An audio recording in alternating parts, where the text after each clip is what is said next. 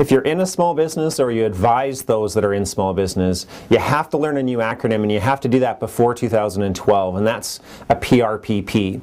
It's a bizarre thing to tell you to do, but what you might not realize is over the last 2 years, many of the provinces have been getting together with the federal government and having discussions, having sort of pension summits, looking at what they call the pension gap in Canada.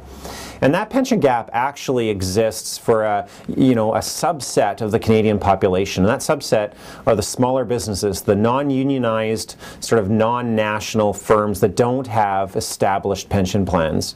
Because they don't have established pension plans, it's perceived that that's the reason that we have a pending funding issue with our retirement system in Canada. And it is actually pretty accurate.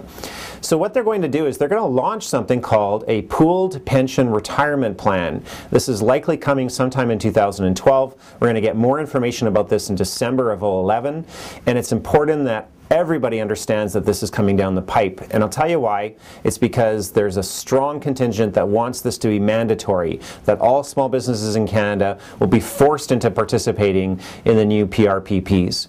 So this is something we should talk about. It's being done in other countries around the world, the Western OECD countries, and let's have a look at what the PRPP might look like in 2012. Well, we don't know a lot yet because they've kept it fairly well sort of concealed, and there's a lot of draft dialogue that's being batted around, and all that's good. It does look like, though, that they're going to make it available to anybody that works within that small business environment. So that would be not just the employers, but the employees as well as the self-employed. And that's a key area of target for tax policy right now, is opening up more opportunities for self-employed people to do things like retirement savings.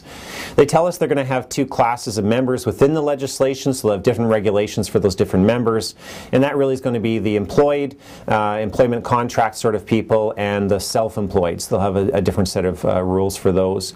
The whole focus behind the PRPPs is creating a facility that offers lower fees, better standardization and access to investments, portability amongst employers, and sort of a product or a feature or a function that makes it more appealing to small business owners. And that's where I believe the crack is in the PRPPs. I don't really believe there's a lack of product available, and if you advise small business owners, there are decent group RSP savings programs out there.